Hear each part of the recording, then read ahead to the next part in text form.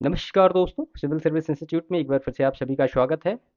तो ancient history में आज का जो हमारा सेशन होगा वो होगा महाजनपद काल के बारे में। ठीक है। तो महाजनपद काल आप समझ रहे हैं कि ये एक हिसाब से काफ़ी इम्पोर्टेंट टॉपिक है और 16 महाजनपद हैं। उससे लेके कभी उनकी जो राजधानी है वहाँ से लेके प्रश्न पूछे जाते हैं, कभी जो इम्पोर्टेंट फैक्ट हैं उनसे रिलेटेड प्रश्न पूछे जाते हैं। तो यहाँ पे कुछ उसका कंसेप्चुअल एक हिसाब से हम डिस्कशन कर लेंगे और उसके बाद फिर मैप में देख लेंगे कि जो 16 महाजनपद हैं वो कहाँ-कहाँ पे हैं, उनसे रिलेटेड जो इम्पोर्टेंट फैक्ट क्या-क्या हैं, जो परीक्षाओं में पूछे जाते हैं, तो वो सारा हम यहाँ पे वन बाय वन डिस्कस कर लेंगे। ठीक है? लेकिन सबसे पहले देखते हैं महाजनपद काल के बारे में कुछ कंसेप्चुअल डेटा जो कि परीक्षा की दृष्टि से काफ़ी महत्वपूर्ण है। तो इसको देखिए, अगर आप महाजनपद काल की बात करते हैं, तो महाजनपद काल का अगर वो टाइम पीरियड आप देखेंगे, तो ये होता है द्वितीय नगरीय क्रांति। ठीक है? अब द्वितीय नगरीय क्रांति अगर ये है, तो सिंपल सी बात है, एक प्रश्न दिमाग में आता है कि जो प्रथम नगरीय क्रांति थी, वो कब थी? है ना? तो अगर आपने हमारे पहले के सेशन देखे हैं, ये शायद चौथा या पाँचवाँ सेशन है एंशिएंट हिस्ट्री का हमारा मैपिंग के साथ, तो उसमें आपको ये क्लियर होगा कि जो प्रथम नगरीय क्रांति थी वो कब हुई थी।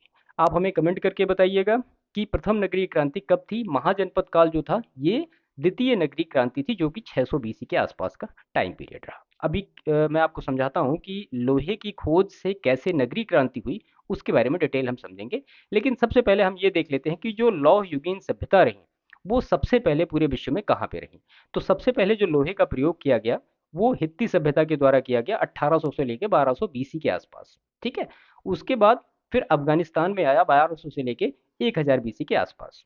इसके बाद फिर राजस्थान यूपी में आया 1000 से लेके 800 बीसी के आसपास। और उसके बाद फिर गंगा यमुना दोआब में आया आयरन का यूज, जो कि 600 बीसी में आया। और उसी को हम कहते हैं महाजनपद काल और वहीं से हमारी द्वितीय नगरीय क्रांति स्टार्ट होती है। ठीक है।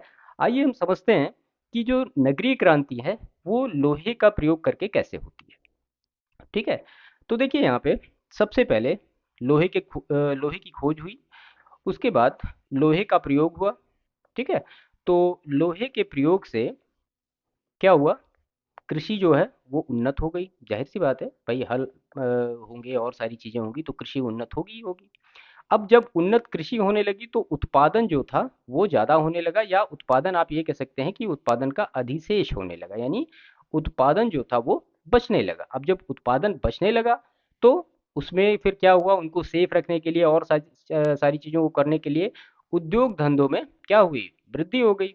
जब उद्योग धंधों में वृद्धि हो गई तो उसके बाद क्या हुआ, जब उद्योग धंधों में वृद्धि होगी तो क्या होगा, उसको संभालने के लिए भी लोग चाहिए होंगे। तो इसका मतलब फिर जो शिल्प व्यवसाय था, शिल्प व्यवसाय में भी ऑटोमेटिक क्या हुआ, वृद्धि हुई। अब जब शिल्प व्यवसाय में वृद्धि हुई तो उससे वस्तु विनिमय होने लगा, यानी चीज़ों को खरीदा जाने लगा, बेचा जाने लगा और सारी चीज़ें होने लगी। अब जब वस्तु विनिमय होने लगा तो इससे व्यापार बढ़ा। जाहिर सी बात है, जब वस्तु विनिमय होगा, लोग खरीदेंगे बेचेंगे तो व्यापार क्या होगा, इंक्रीज होगा इसमें। अब इससे क्या हुआ, जब व्यापार बढ़ा तो फिर वाणिज्य का विकास हुआ। जब वाणिज्य का विकास हुआ तो फिर उसके बाद क्या होगा, फिर नगरों का उदय होगा, लोग नगरों में रहना चाहेंगे तो नगरों का उदय हुआ। अब नगरों का जब उदय हुआ तो जो नगर थे वो और डेवलप होके फिर क्या बन गए, वो महानगर बन गए। तो जो नगर थे, अब जब महानगर बन गए, तो जब महानगर बने तो फिर वो एक नगर क्रांति का स्वरूप धारण करते हैं। अब नगर क्रांति का जब स्वरूप उन्होंने धारण किया तो फिर यही महाजनपद काल में क्या हुआ, द्वितीय नगरीय क्रांति की स्थापना हुई। ठीक है। तो ये पूरा डिटेल था कि लोहे का यूज से कैसे द्वितीय नगरीय क्रांति आई। आई थिंक आपको समझ में आया होगा। देखिए एक चीज़ और है यहाँ पे, कि अगर आप ये कहें कि नगरीय क्रांति शब्द का जो सबसे पहले उपयोग करता था वो कौन था, तो यहाँ पे लिख लीजिए आप, नगरीय क्रांति शब्द का सबसे पहले उपयोग किसने किया था, तो वो किया था गॉर्डन चाइल्ड ने। ठीक है। नाम आप याद रखिएगा, गॉर्डन चाइल्ड ने इसका सबसे पहले यूज किया था। इनकी एक बुक थी, उस बुक का नाम क्या है, the urban revolution. The urban revolution, ये इनकी बुक का नाम है। इसी बुक में इन्होंने नगरीय क्रांति शब्द का सबसे पहले अगर किसी ने यूज किया तो ये किया। क्लियर। तो ये महाजनपद काल से कुछ महत्वपूर्ण फैक्ट थे। इसके बाद और भी कुछ इंपॉर्टेंट चीजें हैं, हम यहाँ पे देख लेते हैं। देखिए अगर आप महाजनपद काल की बात करेंगे तो ऋग्वैदिक काल आपने पढ़ा, अच्छी तरीके से पढ़ा, तो वहाँ पे आपने देखा कि क्या था, जन की प्रधानता थी। वहाँ पे जो जन था उसका मतलब उसकी एक प्रधानता चलती थी। लेकिन फिर बाद में उत्तर वैदिक काल आते आते जीवन क्या हो गया, स्थायी हो गया। मतलब क्षेत्रीय जनपदों का उदय होने लगा, जो कि क्षेत्रीय इकाइयाँ थी। ठीक है। और जनपद के ऊपर राजनीतिक व भौगोलिक इकाइयाँ क्या थी, तो उसी को हम वहाँ पे महाजनपद कहते थे। अगर आप महाजनपद की डिटेल की बात करेंगे कि कहाँ इसका नाम मिला है, तो सबसे पहले जो आरंभिक बौद्ध साहित्य थे, ये नाम आप याद रखिएगा, कई बार प्रश्न में पूछा गया है। तो उसका नाम है अंगुत्तर निकाय में आपको मिला है कि महाजनपद काल के बारे में। और एक और बुक है, वो है महावस्तु। ठीक है। महावस्तु और एक और बुक है, उसका नाम है क्या, भगवती सूत्र। भगवती सूत्र। तो ये तीनों किताबों में मतलब आप ये कह सकते हैं कि तीनों जो साहित्य हैं, सॉरी किताब नहीं, इनको बौद्ध साहित्य कहा जाएगा। तो इन तीनों साहित्य में 16 महाजनपदों का उल्लेख मिलता है। ठीक है।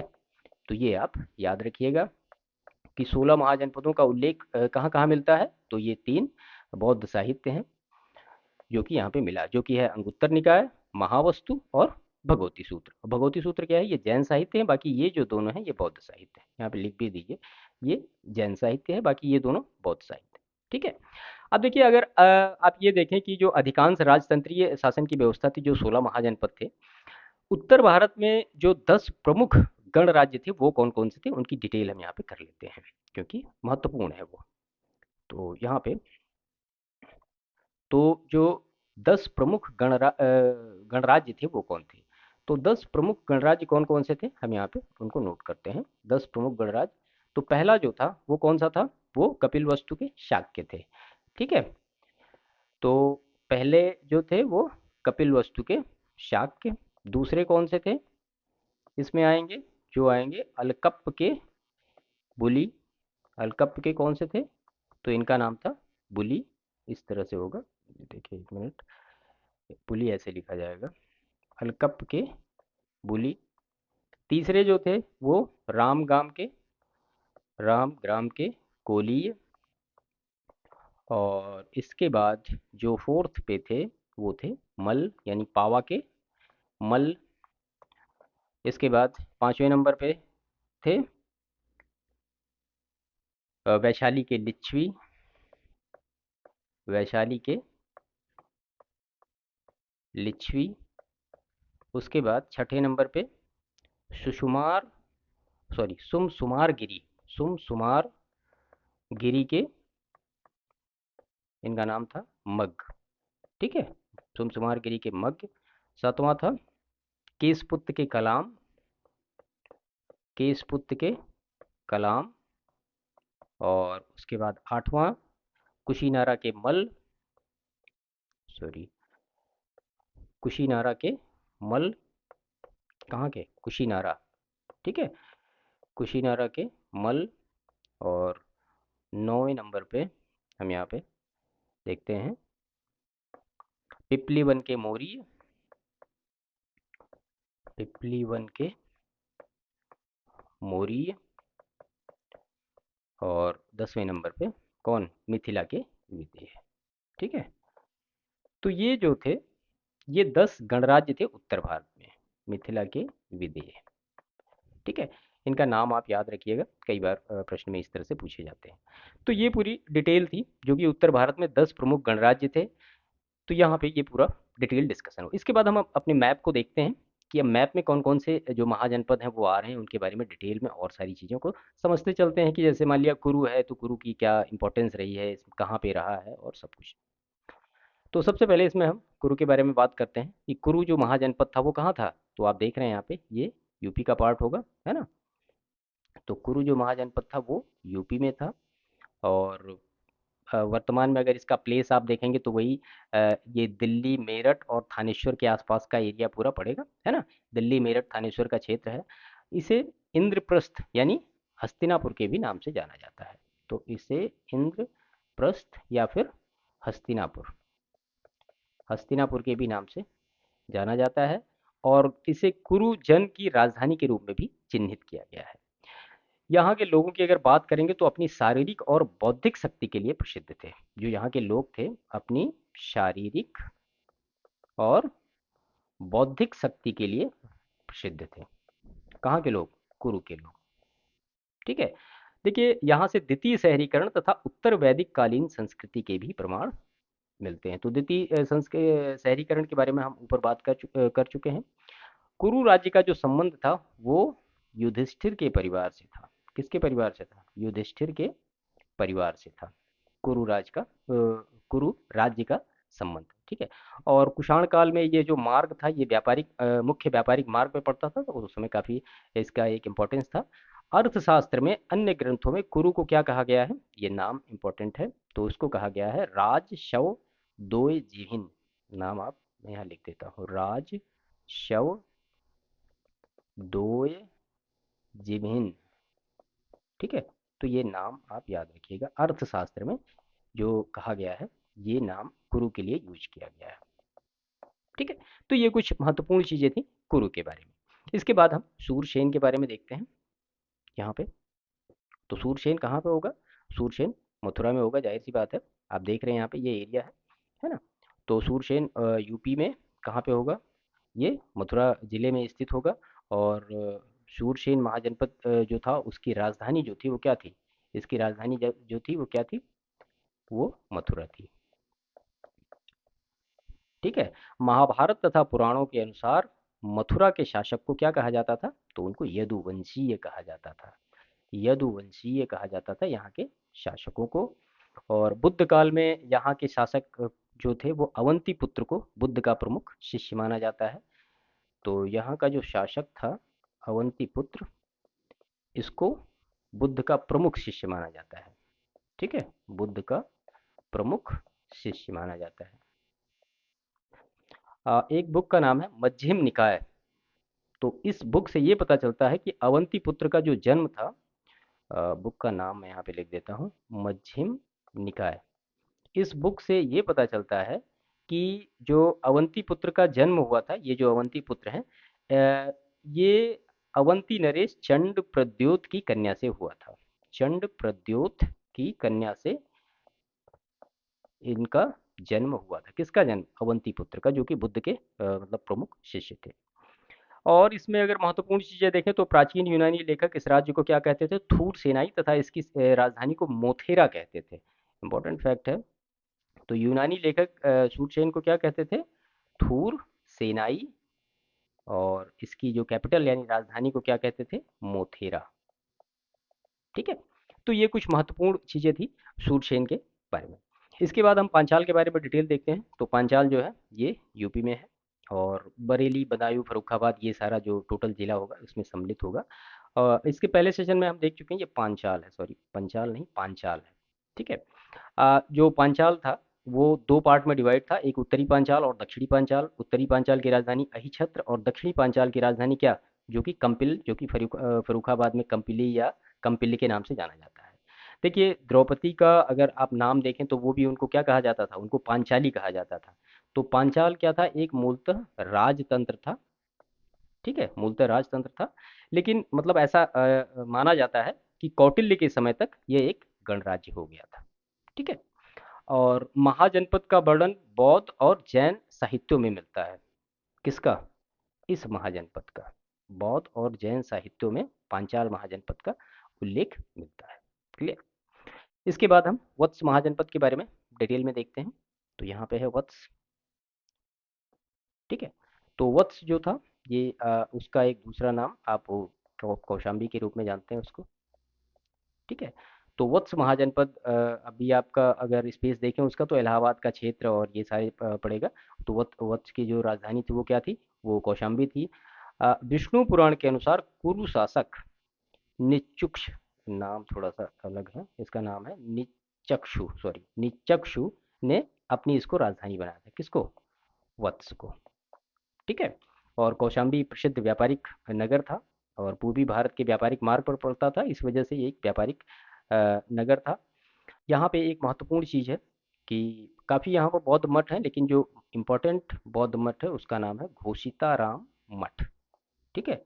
घोषिताराम मठ ये यहाँ पे है वत्स में। और बुद्ध काल में यहाँ पौरवंशी उदयन का शासन होता था। विनय पिटक में उसके पिता का नाम परंतप तथा पुत्र का नाम बोधि कुमार मिलता है। ठीक है, तो ये कुछ इंपॉर्टेंट फैक्ट थे वत्स के बारे में, जो कि उसकी राजधानी कौशाम्बी है। इसके बाद महत्वपूर्ण चीज़ें देखते हैं हम काशी के बारे में। काशी काफ़ी इंपॉर्टेंट है, जो कि कहाँ पे है, वो यूपी में है। देखिए ये पूर्वी उत्तर प्रदेश में गंगा नदी के पश्चिमी तट पर स्थित है, ये आप नोट कर लीजिए। गंगा नदी के कहाँ पे, पश्चिमी तट पर अवस्थित है। ठीक है, काशी। और अगर आप इस महाजनपद की बात करेंगे तो इसके उत्तर में वरुणा नदी और दक्षिण में क्या है, 80 नदियों से ये घिरा हुआ है, और इसकी राजधानी वाराणसी है। देखिए काशी का जो प्राचीनतम नाम है, ये बौद्ध ग्रंथों और महाभारत में मिलता है। अगर आप वाराणसी का पाली भाषा में रूप देखेंगे तो वो मिलेगा आपको क्या, बानारासी। बानारासी, और इसी से फिर इसका भ्रंश होते होते क्या पड़ गया, बनारस। क्लियर। शिक्षा कला ये सारी चीज़ों में काफ़ी मतलब समृद्ध रहा है काशी। और यहाँ से एक महत्वपूर्ण चीज़ और जैन तीर्थंकर के बारे में, जो कि है पार्श्वनाथ के पिता अश्वसेन जो थे वो काशी के ही राजा थे।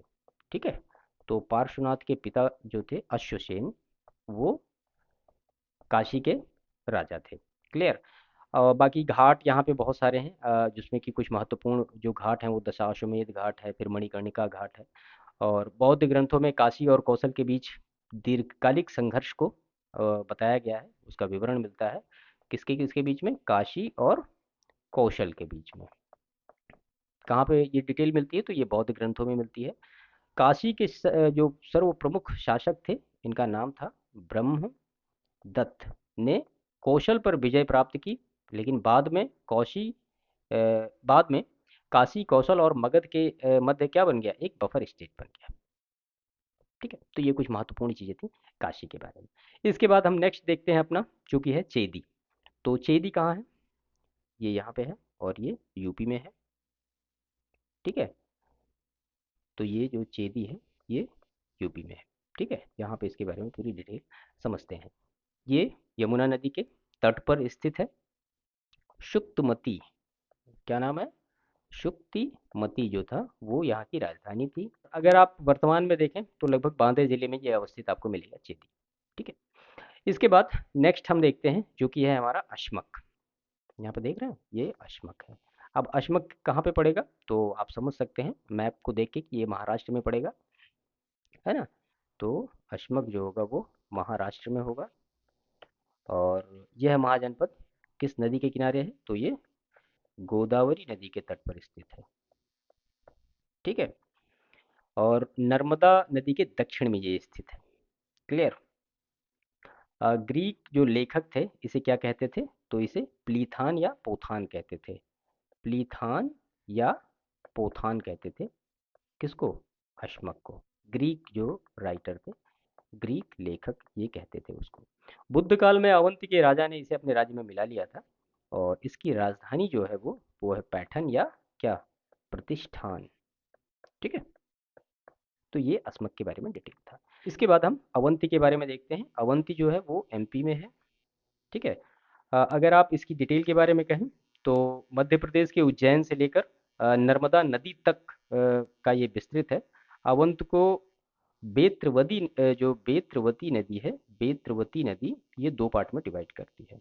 तो वहीं से फिर वो उत्तरी अवंती और फिर दक्षिणी अवंती के नाम से अलग अलग वो हो जाता। तो उत्तरी जो अवंती है उसकी राजधानी है क्या, उज्जैनी। और जो दक्षिणी अवंती है उसकी राजधानी क्या है, महिष्मती। ठीक है, पुराणों में अवंती की आधारशिला रखने का श्रेय किसको है, यदुओं को है।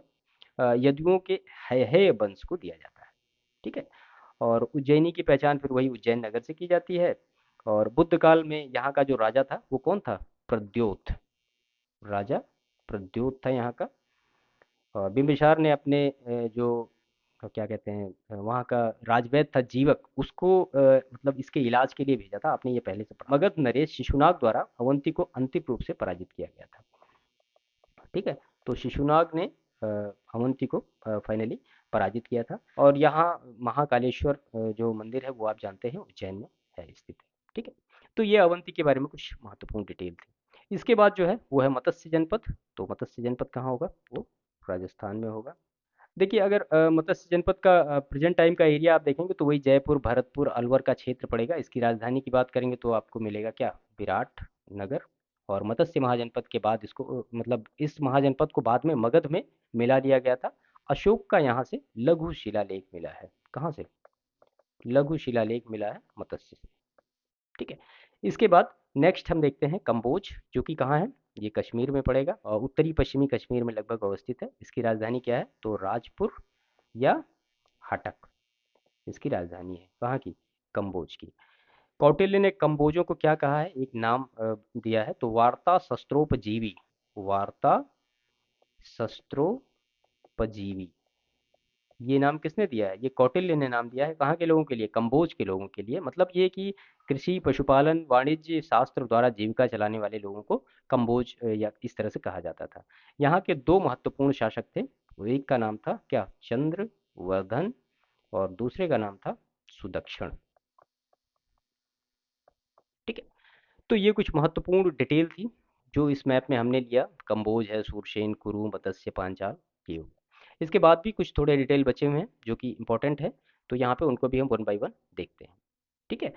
अब यहाँ पे सबसे पहला जो है वो है क्या? कौशल। तो कौशल जो है ये कहाँ पे? यूपी में था।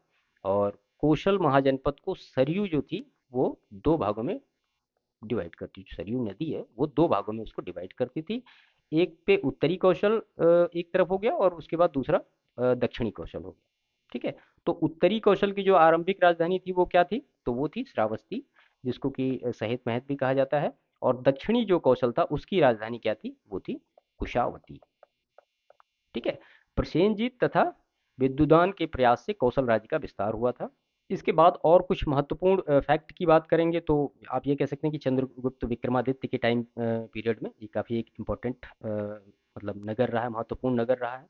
और बुद्ध ने अपने जीवन का अधिकांश समय कहाँ बिताया? तो वो जेतवन बिहार में बिताया, जो कि श्रावस्ती में है। ठीक है।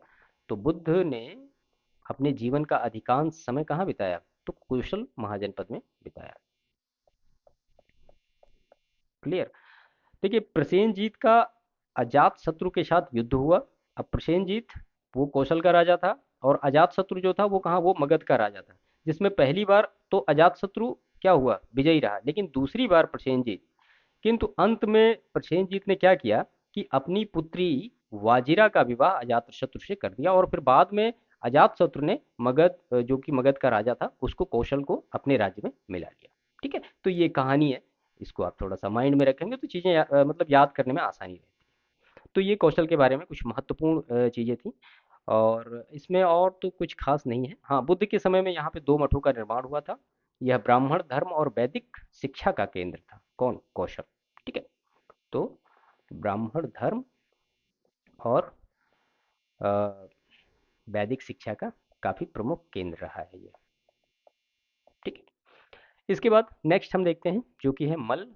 मल्ल भी कहाँ होगा? तो यूपी में होगा। पावा और कुशीनारा, ये कहाँ थे? ये सब मल्ल में सम्मिलित थे। पावा और कुशीनारा। ठीक है। देखिए, पावापुरी बिहार राज्य में नालंदा जिले के पास, राजगीर के पास स्थित है। तथा कुशीनारा, कुशीनारा कहाँ पे है? तो कुशीनारा उत्तर प्रदेश के कसया नामक स्थान से रिलेटेड है। पहले ये राजतंत्र थे, लेकिन बाद में क्या हो गए? गणतंत्र बन गए। अब बौद्ध स्रोतों के अनुसार भगवान बुद्ध को महापरिनिर्वाण कहाँ प्राप्त हुआ? महापरिनिर्वाण बुद्ध को कहाँ प्राप्त हुआ? तो वो मल्ल में ही प्राप्त हुआ, इसी गणराज्य में ही प्राप्त हुआ है। ठीक है।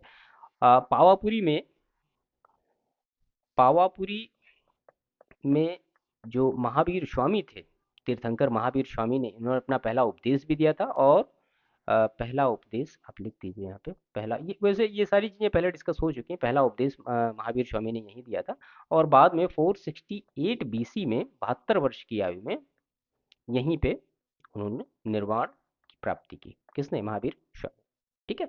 तो ये मल्ल जो महाजनपद था उसमें पावा भी आता था, कुशीनगर भी आता था। तो और पावा में या पावापुरी आप कह सकते हैं, उसमें वहाँ पे महावीर स्वामी ने अपना पहला उपदेश दिया और वहीं पे उनको निर्वाण की प्राप्ति हुई। और फिर कुशीनगर या कुशीनारा जिसको हम कहते हैं, वहाँ पे गौतम बुद्ध को महापरिनिर्वाण की प्राप्ति हुई। पहले ये राजतंत्र थे, लेकिन फिर बाद में गणतंत्र बन गए थे। क्लियर? इसके बाद जो नेक्स्ट हम देखते हैं यहाँ पे वो है गांधार। ठीक है। तो गांधार के बारे में डिटेल हम यहाँ पे देखते हैं। तो गांधार ये पाकिस्तान का पार्ट होगा। हाँ, ये कहाँ होगा? तो ये पाकिस्तान में होगा। और मतलब पाकिस्तान के पंजाब और रावलपिंडी तथा पेशावर में स्थित है। यहाँ की जो राजधानी थी वो क्या थी? तक्षशिला। ठीक है, तो राजधानी तक्षशिला थी और ये एक व्यापारिक केंद्र भी था, शिक्षा का भी प्रमुख केंद्र था। रामायण के अनुसार अगर बात करें आप, तो इसकी स्थापना किसने की थी? तो भरतपुत्र तक्ष ने की थी। ठीक है, भरतपुर तक्ष ने इसकी स्थापना की थी, गांधार की। और यहाँ का एक राजा था पुष्कर शरीन ने अवंत के राजा चंड प्रद्योत को पराजित किया था। तो उसका नाम आप देख लीजिए, पुष्कर शरीन ने किसको पराजित किया था? चंड प्रद्योत को। ठीक है, अब चंड प्रद्योत कौन, कहाँ, कैसे, वो आप अपने हिसाब से समझ पा रहे होंगे, मैं पहले भी डिस्कस कर चुका हूँ। ठीक है, तो ये गांधार के बारे में कुछ इंपॉर्टेंट फैक्ट थे जो कि आपको जानने चाहिए थे। इसके बाद फिर एक जो फेमस नेम है हम वो देखते हैं, जो कि है क्या? मगध। काफ़ी इंपॉर्टेंट प्लेस है। मगध ने बहुत कुछ किया है इसमें। तो मगध के बारे में सारी डिटेल में हम चीज़ों को देखते हैं। तो मगध जो था वो बिहार में था, और चंपा नदी जो थी वो मगध को दो पार्ट में डिवाइड करती थी। ठीक है, ये दो पार्ट में मगध को बांटती है। राजगृह जो था, या पाटलिपुत्र जो भी आप कह सकते हैं, राजगृह या फिर पाटलिपुत्र, ये मगध की क्या थी? राजधानी थी।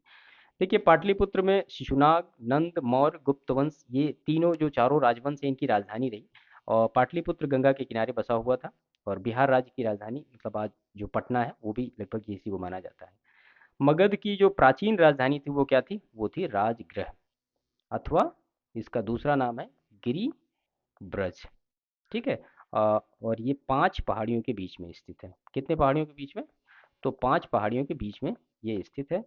शिशुनाग के समय इसकी राजधानी को बदल के कहाँ कर दिया गया? तो राजगृह से पाटलिपुत्र ले जाया गया। शिशुनाग जो शासक था, उसके समय राजधानी को राजगृह से बदल कर कहाँ ले जाया गया? पाटलिपुत्र। क्लियर? तो ये कुछ महत्वपूर्ण चीज़ें थी इसके बारे में। पाटलिपुत्र ले जाया गया। क्लियर? इसके बाद जो नेक्स्ट हमारा है वो है अंग। अंग महाजनपद। तो अंग महाजनपद जो है वो कहाँ है?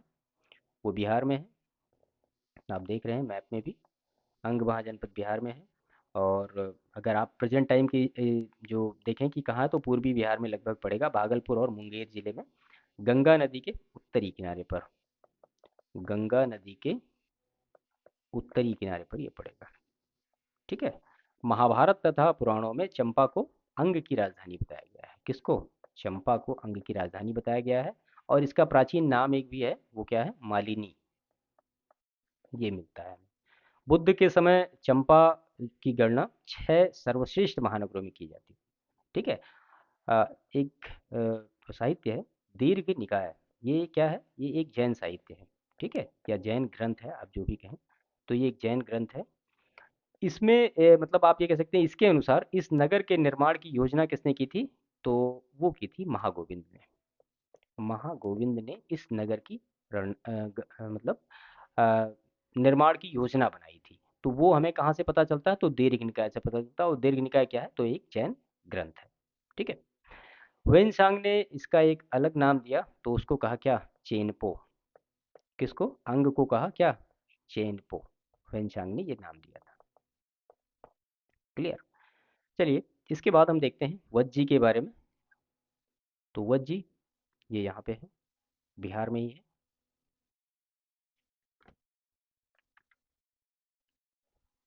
तो वज्जी ये यहाँ पे बिहार में पड़ेगा। ठीक है, कुछ महत्वपूर्ण चीज़ें इसके बारे में देख लेते हैं। तो ये जो महाजनपद था, ये वैशाली जिले में स्थित था। और ये 8 गणराज्यों का एक संघ था। 8 गणराज्यों का एक क्या था? एक संघ था वज्जी, है ना? और इसकी जो राजधानी थी वो क्या थी? वो विदेह थी। ठीक है, या मिथिला, जिसको मिथिला के नाम से भी जाना जाता है। देखिए, मगध का जो शासक था अजातशत्रु ने जो उसका मंत्री था वश्यकार की सहायता से वह इस वज्ज पर विजय प्राप्त की थी। ठीक है, और एक चीज और, महावस्तु से हमें ज्ञात होता है कि महात्मा बुद्ध ने महावस्तु से ये हमें पता चलता है कि बुद्ध जो थे वो लिच्छियों के निमंत्रण पर वैशाली गए थे। ठीक है, लिच्छियों के निमंत्रण पर कहाँ गए थे? वैशाली गए थे। ठीक है। बुद्ध के समय वज्र जो था एक शक्तिशाली संघ था, और महावीर जो थे वज्र संघ के ही ज्ञात्रक कुल से संबंधित थे। आपने खैर महावीर स्वामी के बारे में पहले जो हमने सेशन किया वहाँ पे देखा होगा। बाद में फिर वही अजात शत्रु ने मतलब इसको जीत के मगध में मिला लिया था, और काफ़ी एक स्ट्रांग जो महाजनपद था उसको बनाया था। ठीक है। तो ये कुछ महाजनपद थे जिनके बारे में हमने पूरा डिटेल में यहाँ पे डिस्कस किया। सारे हो गए लगभग, अब तो कोई बचा नहीं है ना? तो यहाँ पे हमने सारे डिस्कस किए, और ये जो महत्वपूर्ण कुछ फैक्ट थे ये भी हमने यहाँ पे डिस्कस किए। ठीक है। तो जितना भी महाजनपद है और जो पूरा डिटेल है वो आप अच्छी तरीके से तैयार रखिएगा। देखिए, महाजनपद काल से अगर प्रश्नों की आप बात करेंगे तो फिर वही सीधा सीधा पूछा जाता है कि ये महाजनपद काल और कहाँ पे है। लोकेशन के हिसाब से, हाँ एक चीज़ और, लोकेशन के हिसाब से भी प्रश्न पूछे जाते हैं कि कई बार आपको ये पूछा जाएगा कि आप इनको एक ऑर्डर में अरेंज करिए कि पूरब से पश्चिम आप स्टेट को बताते चले जाइए। कि मान लिया पूछ लिया गया कि मत्स्य है, सूरसेन है, पांचाल है और काशी है, इनको आप एक ऑर्डर में अरेंज करिए कि पश्चिम से पूरब दिशा में। इस तरह से भी प्रश्न, उत्तर से दक्षिण, इस तरह से भी प्रश्न पूछे जा रहे हैं आजकल। तो उन सब चीज़ों को मैप इसीलिए देखिए काफ़ी इंपॉर्टेंट होता है। अब यहाँ मैप में आप ये देख के लोकेशन का कम से कम आप अंदाजा लगा सकते हैं कि भाई मान लिया कंबोज आ गया तो कंबोज आपको लगेगा हाँ ठीक है ये सबसे उत्तर में ही पड़ेगा, है ना? तो इस तरह से थोड़ा बहुत अंदाजा इन सब चीज़ों के बारे में आप पूरा डिटेल में रखिएगा।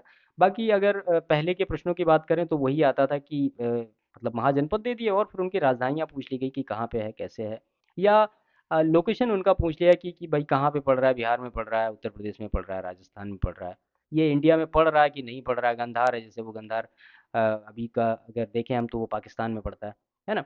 तो ये सारे जो महत्वपूर्ण चीज़ें थी प्रश्नों के बारे में और जो एक कंसेप्ट के लेवल पे, तो वो हमने यहाँ पे डिस्कस किया। इनको अच्छी तरीके से तैयार करिएगा, और बाकी जो लास्ट ईयर के प्रश्न हैं, जो भी प्रश्न मुझे मिले मैं यहाँ पे आपको बताता चला गया हूँ कि कौन से प्रश्न किस हिसाब से पूछे गए हैं। ठीक है। तो सेशन को समाप्त करते हैं। बाकी चैनल को अभी तक जिन्होंने सब्सक्राइब नहीं किया है, तो वीडियो अगर अच्छा लगता है तो प्लीज़ चैनल को सब्सक्राइब ज़रूर करिए, वीडियो को लाइक भी करिएगा और दूसरों को शेयर ज़रूर करिएगा। ठीक है। बाकी मिलते हैं एंशिएंट हिस्ट्री के नेक्स्ट सेशन में। तब तक के लिए आपका बहुत बहुत धन्यवाद। Thank you.